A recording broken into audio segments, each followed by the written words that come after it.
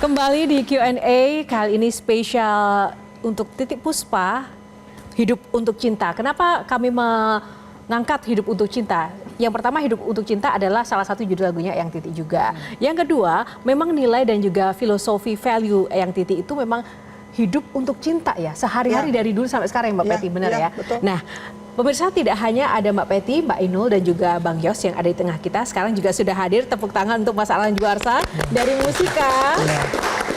Musika ini juga memiliki peran yang sangat penting bagi perjalanan karir Titiek Puspa. Sehingga seluruh generasi bisa mendengarkan dan mengenal Eyang Titik Puspa. Mas Arlan, seperti apa ini peninggal Eyang Titik Puspa? Apa yang akan dilakukan oleh Musika? Atau mungkin sebelum itu kenalnya dengan Eyang itu seperti apa sih Musika ini? Iya, jadi saya tuh belakangan jadi banyak dengar cerita dari Ibu Acin selaku direktur dari Musika Studio, karena Bu Acin tuh ternyata dekat sekali dengan Eyang. Bahkan dari Eyang tuh bersahabat dengan papanya Ibu Acin, Bapak Amin Wijaya, itu dari sebelum Musika. Jadi waktu itu Ibu Acin masih umur 6 tahun. Jadi ini ada cerita yang kemarin baru-baru aja minggu lalu kalau nggak salah Ibu Acin cerita bahwa Ibu Acin tuh masih sangat kehilangan. Jadi waktu lagi kita meeting nangis mengingat yang kemarin-kemarin gitu kan. Jadi dia cerita waktu kecil itu Eyang Titik dengan papanya rekaman di awal-awal karirnya itu di pabrik kopi kakeknya Ibu Acin. Karena ya memang waktu itu kondisinya masih seperti itu dengan segala keterbatasan, tapi akhirnya itu menjadi awal karya Eyang Titik hingga sekarang. Setelah papanya Ibu Acin wafat, hubungannya tetap berjalan dengan baik.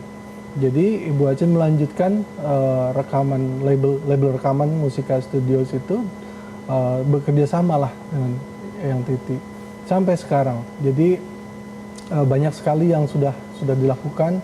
Kalau tadi ditanya nextnya apa, kita sebenarnya sudah beberapa tahun terakhir itu selalu bekerja sama dengan baik, dan karya-karya Eyang Titik yang dulu mungkin dalam piringan hitam, masih pita apa segala macam, kita digitalisasi sehingga seperti yang disampaikan tadi seluruh generasi bisa menikmati. Ada nggak sih Mas satu karya atau mungkin apa gitu yang ternyata belum rilis dan belum sempat atau tergarap, yang menjadi benar-benar impiannya Eyang Titik itu, wah ini harus segera ini nih terwujud, itu ada nggak?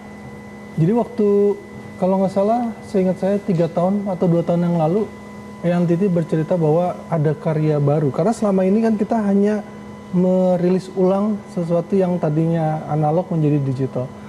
Ada sesuatu yang baru, akhirnya kita rekam ulang. Itu terjadilah Dua Sejoli. Kita bikin video klipnya. Itu juga ada cerita yang menarik sekali di syuting video klipnya.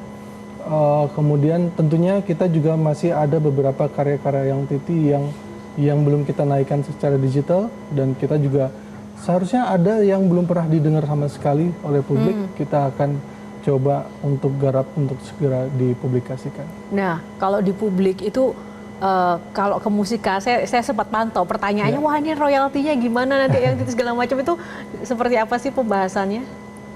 Tentu. Karena kalau saya tahu Eyang Titik ini kan sebenarnya sosok yang memang ya udah saya berkarya, bermanfaat, saya tidak terlalu memikirkan apa yang memang harus saya dapatkan, itu udah ada yang ngatur gitu.